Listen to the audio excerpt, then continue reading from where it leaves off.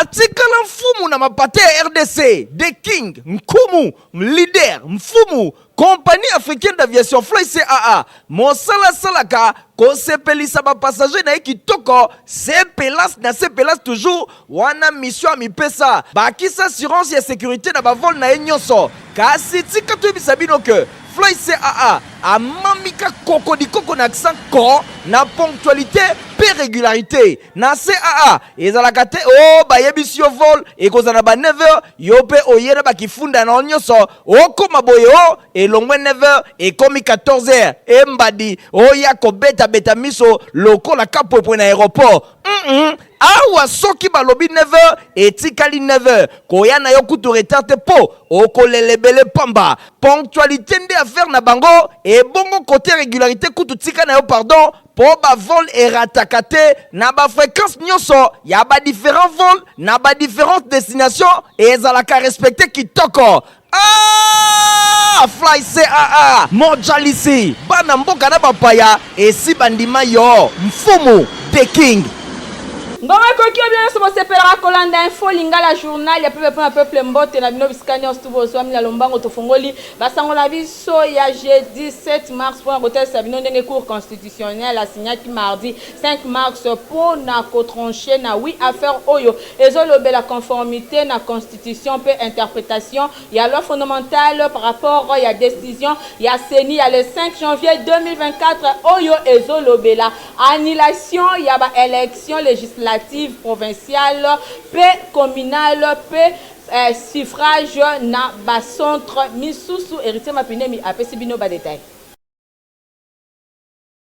Cour constitutionnelle a siégé qui mardi 5 mars pour trancher 8 affaires oyo ezali kolobe la conformité ya constitution pe interprétation ya loi fondamentale par rapport ya décision numéro 001 bar CENI bar AP 2024 ya le 5 janvier 2024 oyo ezali kolobe la annulation de l'élection législative provinciale pe communale pe lisusu ba suffrage na ba centre pe ba bureau de vote mosusu parmi ba récurrents Bobo Boloko Bolumbu Bakonga Willy Mawili Antoinette Kipulu Ngandu Yannick pe lisusu ba regroupement politique agissant et bâtissant AB na Mokuse Alliance pour l'avènement du Congo prospère et grand AACPG na Mokuse pe Alliance des alliés pour la convention AAC boy haute cour a se déclaré qui incompétente pour na examiner ba différentes affaires oyo pambate ezali likambo etali ba contentieux électoraux oyo ezalaki déjà traité na oyo etali ba législative nationale cour constitutionnelle et longwa ba décision finale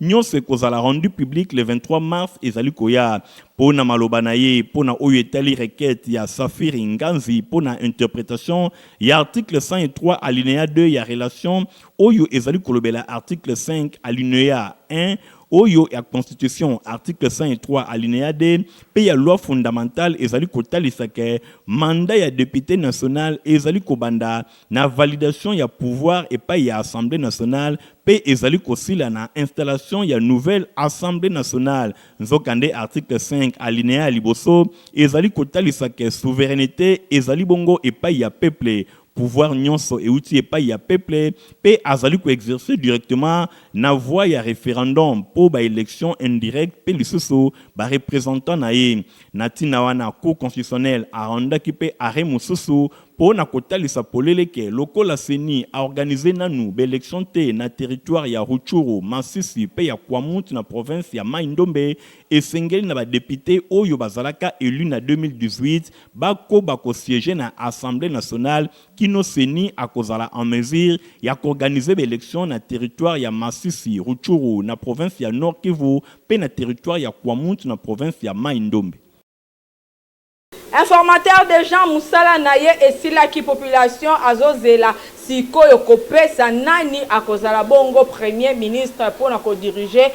gouvernement ti sikoyo nanu aza koyeba na te nzokande tango ezali kokende info lingala a réfléchir mo na likambo ona nzela mongongo ya héritier mapindemi time mosala ya informateur Augustin Kabuya oyo chef de l'état a pesaki mission ya information po na koluka ndenge nini ko identifier majorité parlementaire na niveau ya assemblée nationale misu pe matoi ya ba congolais nyonso ezali désormais na ngambu ya cabinet ya chef de l'état Félix Antoine Tshisekedi Tshilombo pona kozela soki nani akozala nommé premier ministre pambate premier ministre nde akozwa charge ya koformer gouvernement oyo ba congolais nyonso bazali kozela komona ye akota directement na mosala pona makambu to ba dossier ebelebele oyo esengeli ezala résolu pambate gouvernement ya Jean-Michel Sama Lukonde Kenge ezali déjà gouvernement moko démissionnaire oyo bazana ba limite ebele ba koki ko franchir yango te nzokande depuis chef de l'état azwaki rapport ya informateur ti lelo yo ekomoko nanu ezali koyokana te bien que mosala mosusu epesamelaki na Augustin Kabuya aye bana kotala ba modalité ndenge nini ba koformer gouvernement pe ndenge nini ba kosala ba répartition ya ba quota na bango na niveau ya majorité parlementaire kasi nyonso wana na ngambu ya chef de l'état ekoki ko empêcher ete pona ko nommer déjà premier ministre oyo esengeli azala déjà à l'œuvre pona formation ya gouvernement pambate ba retard oyo ekoki kozala constater ekoki pe kosala ke ba dossier ebele oyo ezali très important en mboka et bana kozala freiner nzokande actuellement mboka ezali ko traverser ba situation moko difficile sur tous les plans ezali ko senga gouvernement akota directement na mosala Nangambo mosusu tangu ya formation ya gouvernement tomonaka ba tractation ya ndenge na ndenge ezalaka pe na ngambu ya ba parti pe ba regroupement politique oyo ba wela ka ba kota na bango oyo pe ba lukaka ndenge nini kotia ba kombo ya batu na ba liste oyo ba kozala nommer lokola ba ministre nzokande to kosenga na ba parti politique pe ba regroupement politique ba ibana kosala casting moko ya malonga ba pesa ba kombo ya batu oyo bazali compétent batala passé na bango batala expérience pona koyeba mosala nini oyo basala dans le passé pe eloko nini bakoki kozala capable ya kosala pona mboka na kati ya gouvernement mais ce qui to privilégier clientélisme népotisme camaraderie pe makambo ya ndenge na ndenge tozali ko nommer batu na ndenge ya sentiment ezali kosala ke mosala ya mboka eyeba na ko avancer te tolembi na ba gouvernement ya ba slogan ya ndenge na ndenge gouvernement ya ba warrior ba uti kosilisa mosala na bango kasi peuple a se retrouver vraiment na eloko nini akoki ko retenir pona gouvernement e uti koleka nzokande gouvernement oyo ekoya pona deuxième quinquennat ya chef de l'état esengeli esala mosala koleka gouvernement oyo esalaki pona premier quinquennat nyonso kaka pona intérêt ya population pona intérêt ya mboka na biso e bana kotambola malamu ekende liboso soki kaka tokotika makambo etambola à peu près et kozala vraiment malamu te tango osepeli kozala nommé ministre tango osepeli kozala nommé ministre d'état to pe premier ministre esengeli opesa meilleur ya yo moko pona développement ya République démocratique du Congo kozala ministre ezali charge kozala ministre ezali responsabilité kasi kozala ministre ezali nanu kota honneur ya ki excellence liboso te pona kosepela ndenge ozali nommé kasi mituna eloko nini ozali komema comme pierre na édifice oyo République démocratique du Congo.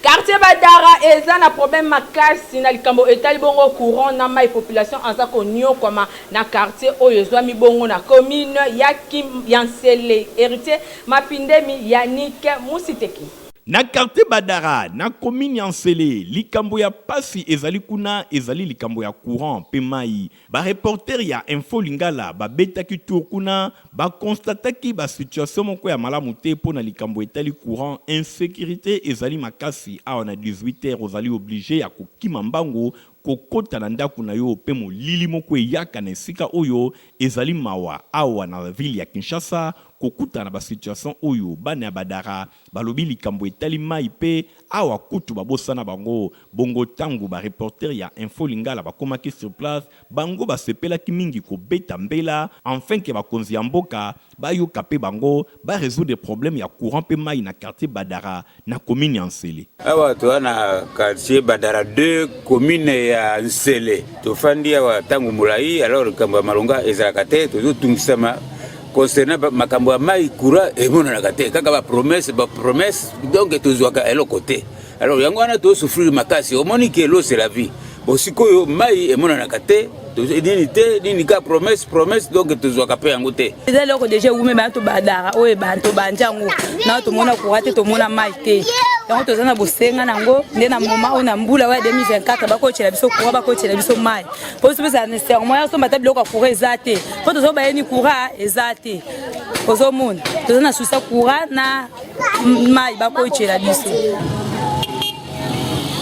Insécurité na ville province ya Kinshasa eza kaka kokola po na phénomène kuluna esila eloko nini penza esengeli esalema tentative ya ba réponse elongo na héritier Mapindemi. Likambo oyo bakinoa bazali koloba pe tango nyonso esi balembi ezali nde phénomène kuluna lolenge ezali kotambola na ville ya Kinshasa ezali malamu te. Kuluna ekomi lokola pain quotidien ya République démocratique du Congo mingi penza ya ville ya Kinshasa oyo population azali kotambola ndenge elongo banite lelo phénomène kuluna ekomi na yango bizaleli phénomène kuluna ekomi lokola malaria oyo ba congolais to bakinois esengeli ba vivre na yango au quotidien nzokande ezali phénomène moko bami konzi mboka esengeli batia rigueur pona koyeba na koeradike yango pambate ville munene lokola ville ya Kinshasa ezali ko mérité oyo ezali ko mérité te ba ministre intérieur bazali koleka nzokande bazali ba patron ya sécurité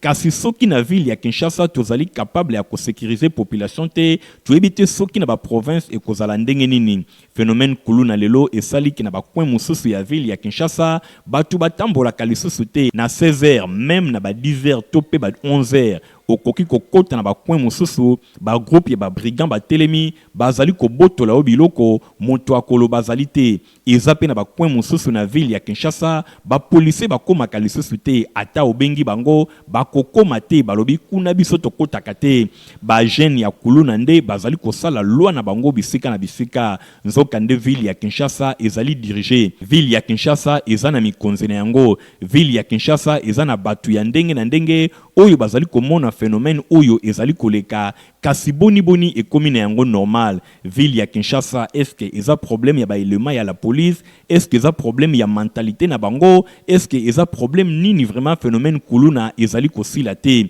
ba coin ebele bazali kokotela batu même na bandako ezali ba militaire te ezali ba policier te kasi ezali ba jeune délinquant ya kuluna bazali ko buka ba porte ya batu na machette pe bazali ko kotela batu population a évité soki alela wapi ba policier ebele bazali ko abandonner ba société na bango pona ko kima bilenge o ya kuluna phénomène oyo etondi na ville ya Kinshasa population azali kolela to sengi na ba autorité bo sala makasi bo éradiquer phénomène oyo kuluna na ville ya Kinshasa bandaku na bango eyebani kasi ba policier bazali ko sala bango eloko te misusu pe bazali ko coopérer na bilenge o ya kuluna to ebite soki bazali ko coopérer pona ko aboutir na résultat nini ville ya Kinshasa ezali ville moko inonde lelo na kuluna en dehors ya makambo mosusu to sengi na ba autorité bo fongola misu population azana bosenga à vivre na kimia malgré nzala na ye kasi sécurité ezala.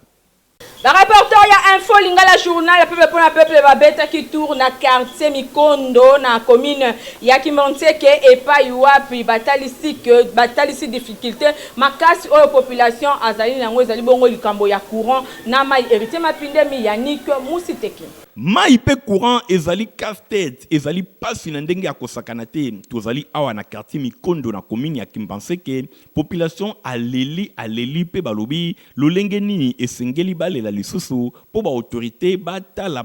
ba résoudre problème oyo evandeli bango depuis bamvula ebele na quartier Mikondo likambo etali mai casse-tête likambo etali courant casse-tête bongo eloko nini bakosala tango phénomène kuluna ezali ko battre record na ville ya Kinshasa bango pe bazali épargné te soki osala kabisika mususu esengeli ozonga mbangu noki pona kozwa moto pe kokende sika yo vandaka po soki bazui après 18h awe ezalaka pasi bongo likambo etali mai base debriyaka kaka bango moko pona kolukaluka ndenge nini kosaprovisionner na mai po régie des eaux abosana na bango abandona na bango ndenge bango moko balobi tozana commune ya Kimbanseke na quartier Mikondo papa tozana pasi ya kosakana te mai totoka kaka mai ya mabulu netomela mai ya mabulu ezobelisa biso na bana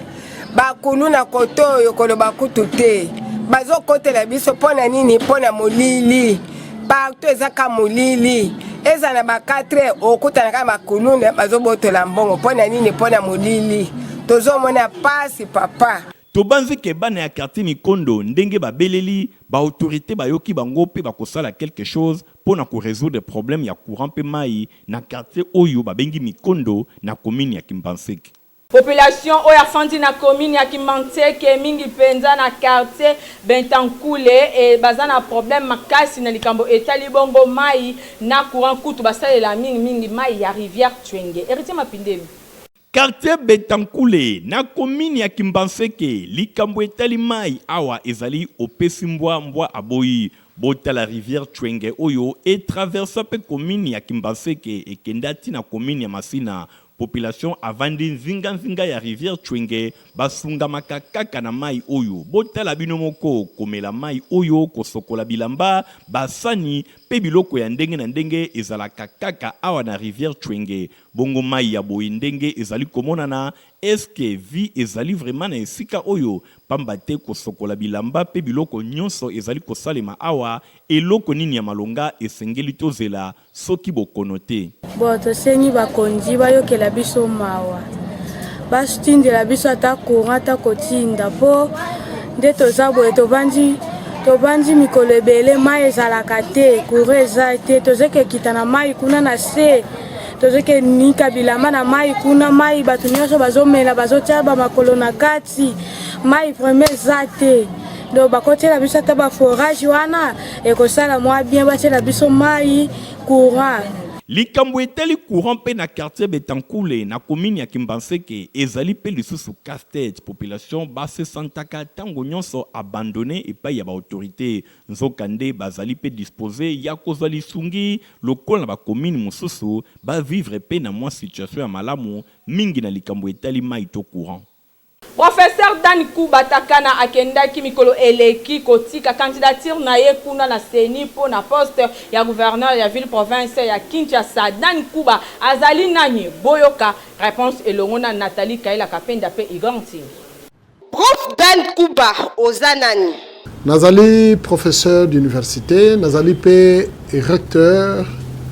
ya université canadienne au Congo, surtout nazali un opérateur économique, peu consultant senior international, n'a travaillé dans un cabinet, il y a intelligence économique,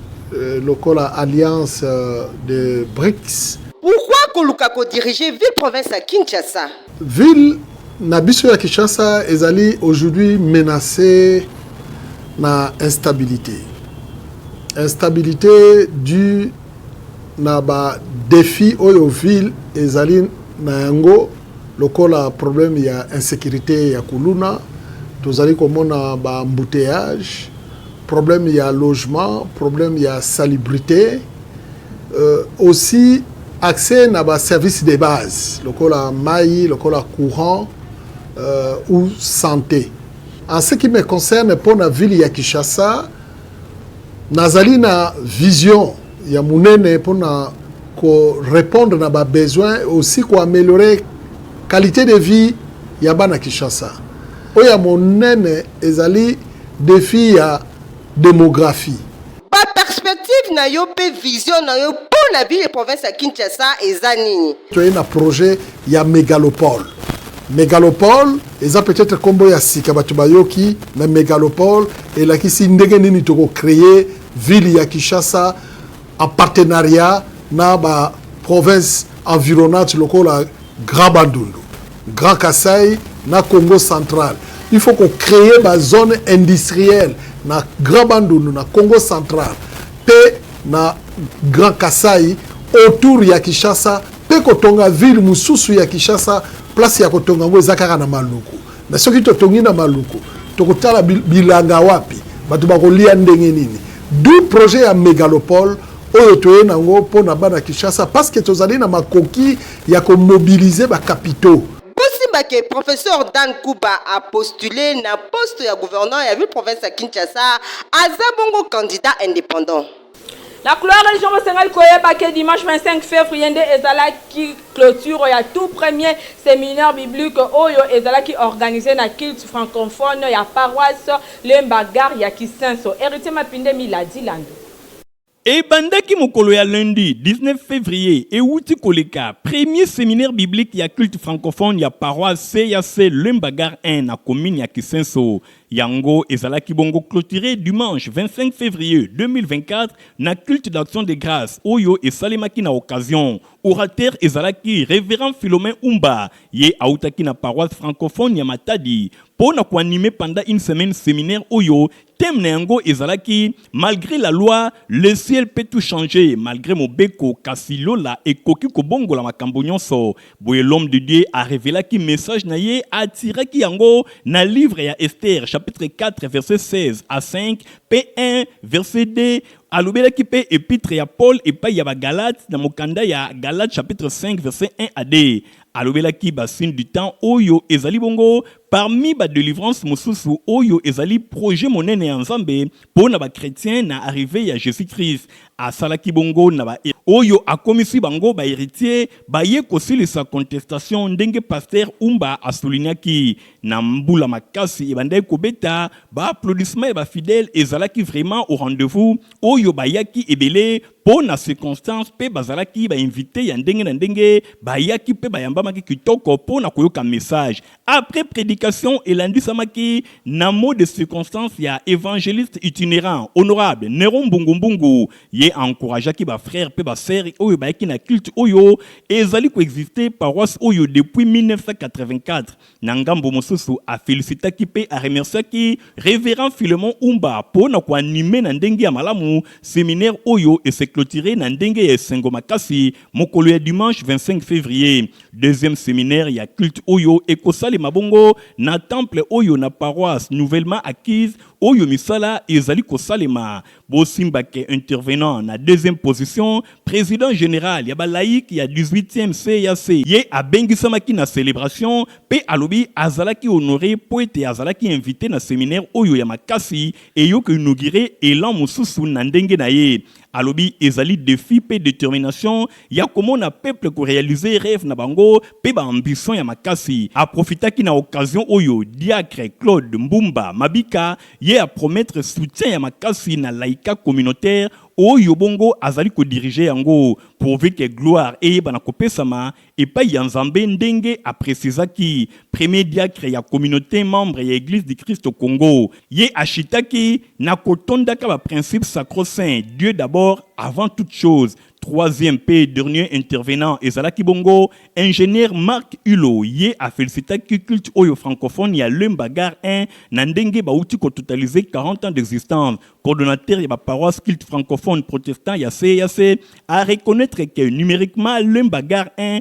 bango ba ye na troisième position na Kinshasa, après PFK, ya église du Rocher. Culte oyo et marquaki bongo clôture ya premier séminaire biblique oyo ezalaki organisé na culte francophone ya Lembagar 1 et connaîtra qui peut présente ya délégation moko ya Makasi ya honorable Neron Mbungu pe ba personnalité mosusu oyo basukisaki nyonso na prière ya révérend Jean Lelo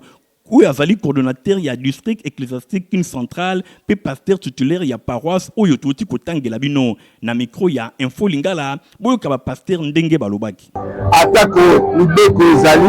atako bipekiselo ezali kasi lola ekoki kofungwama mpona baoyo baza ya Nzambe ya tanke bana Nzambe tobangaka bipekiselo te tobangaka baobstacle te wana toyebi ete Nzambe aza elongo na biso elonga mpe eza na ngambo na biso bibelongolo tozala awa na Lembagar autour ya mama ya likambo tobengi atako mobeko ezali lola ekoki kofungwama na ntina ete esala biso bolamu mpe makambo ebongwana tomonaki yango na nzela ya Esther mpe Mardoche makambo elaki bango kasi na ngolo ya Nzambe balongaki donc toyebisi bato belakeli mabe mpe makambo ndenge na ndenge ekokosalema kasi soki kondima ezali lola eza kofungwama. Compagnie africaine d'aviation CAA la mokuse pour l'année 2024 a se présenté ba veut le meilleur na ba client na ye nyonso Michael Bristoto. Ah oui, atikala mfumu na mapate RDC, The King, Nkumu, leader, mfumu, compagnie africaine d'aviation Fly CAA mosala salaka kosepelisa passager na kitoko sepelas toujours wana mission mipesa bakisa assurance ya sécurité na bavol na nyonso kasi tika tobisa bino ke Fly CAA amamika koko na accent ko na ponctualité pe régularité na CAA ezalaka te o bayebisi yo vol ekozana ba 9h yo pe oyena bakifunda na nyonso okoma boye o elongwe 9h ekomi 14h embadi oya kobeta miso lokola kapopwe na aéroport awa soki balobi 9h etikali 9h koya na yo kutu retard te po okolelebele pamba ponctualité nde affaire na bango et bongo côté régularité kutu tika na yo pardon po ba vol erataka te na ba fréquence nyonso ya ba différents vols na ba différentes destinations et ezalaka respecté kitoko. Fly CAA mojalisi bana mboka na bapaya esi bandima yo mfumu the king. Agence nationale pour le développement de l'entrepreneuriat congolais bakosala bongo lancement ya mois de la femme entrepreneur oyo babengi bongo mwasi day du vendredi 8 mars au dimanche 31 mars boye baki enregistrement et si ezali kosala makuna la maison de l'entrepreneuriat et de l'innovation oyo siège nango ezwani bongo na première rue Limité.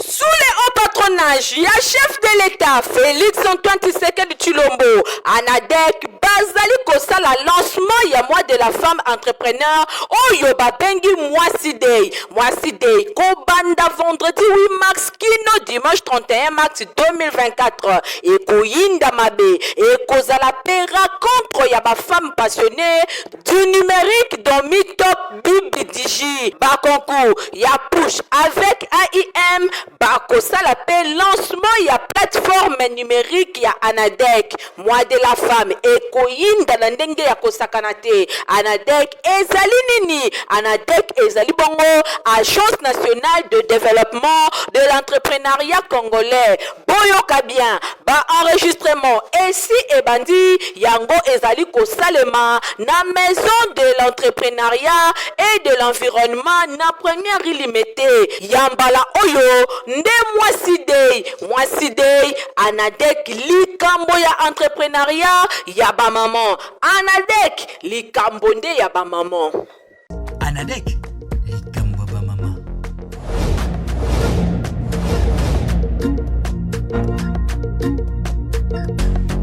Ozana besoin rolata sapatu ya kitoko na Congo Place eza semoko na 7e rue Limité et pa ya Papa Griffe.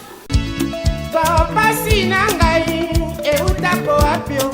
Olingaka basapatu kitoko, olingaka mokoto ya malonga oyo ekobimisa yo propre liboso ya bato nyonso. Esika eza semoko na 7e rue na commune ya Limité na place commerciale na Petit Boulevard. Tala malamu yeyo collègue ya bato nyonso basalaka basapatu minene na mikili ya poto basapatu ya kitoko oyo bino boyebi. Yeyo yemoko ayebi mosala na ndenge akosakana te bato nyonso bayebi. Collègue ya Jimmy Weston azali kosala koto na ndenge akosakana te. Nayebi ke chef de l'État Fachi Beton oyebinga na Kombo, oyebinga na Elongi, oyebinga na Moussaba. Moi je pense que c'est déjà quelque chose de bon. Puis oyebi batezaki na Limité. Donc il y a un premier ministre. Nous allons na yo na misé oyo kota parler du peuple obenga ngai to kuta. Mais tu le loka ba blocage. Mais on a même le ministre là, ministre de la culture Azali, ministre de l'industrie Azali, ministre de la PMI Azali, PMR.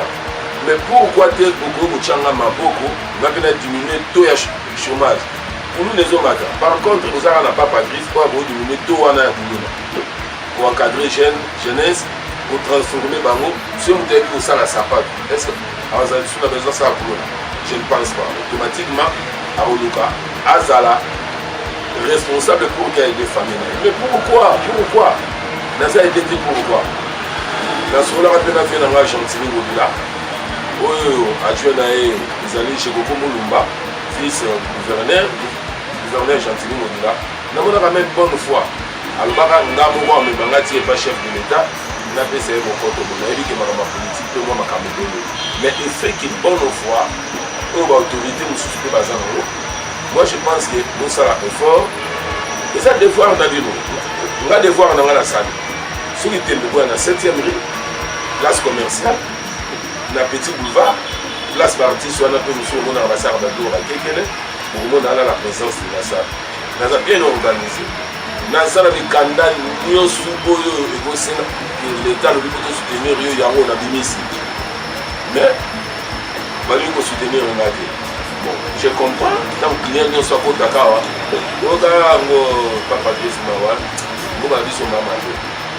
on va soutenir Rio. Il faut Simba Science. Maintenant, dans Simba Science, on a vu la matin. Donc, je suis Ria Awa. Aux ala au sala fête, au dia batunion sur la fête, la tara testa Awa. Aux ala mariage, la ta Awa. Aux ala sapat qui a mon nez, le colocol à il. Yara na odinina comme un roi et mort. De Kokao. Aux ala o le roi est mort. On est comme un bolide, le col à il. Yara na sala. Dans sa réparation, dans sa fabrication. Donc, na yendi musala comme il se doit. Ota qui battait ça. Oyoki adresse ezasemoko na 7e rue Petit Boulevard na commune ya Limete et pa iwapi ba chaussures, ba sandales, ba mapapa ezali kosalema na ndenge ya kosakana te soki okoti awa obosani Italie. Libela.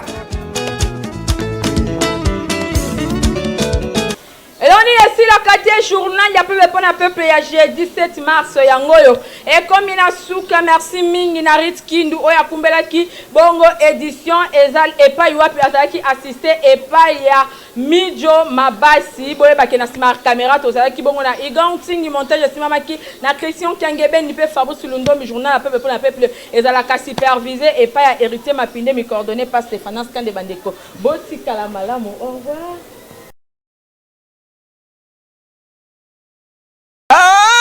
Oui, atikala mfumu na mapate RDC, The King, Nkumu, leader, Mfumu, compagnie africaine d'aviation Fly CAA, Monsala Salaka, kosepelisa ba passager na kitoko, sepelas na sepelas toujours, wana mission a mipesa, bakisa assurance et sécurité na ba vol na nyonso, kasi tika tu bisabino que Fly CAA a mamika koko di koko na accent ko na ponctualité pe régularité na CAA ezalaka te o ba yebisi yo vol e kozana ba 9h yo pe oyena ba kifunda na nyonso okoma boye o elongwe 9h e komi 14h e mbadi oya kobeta beta miso lokola kapo na aéroport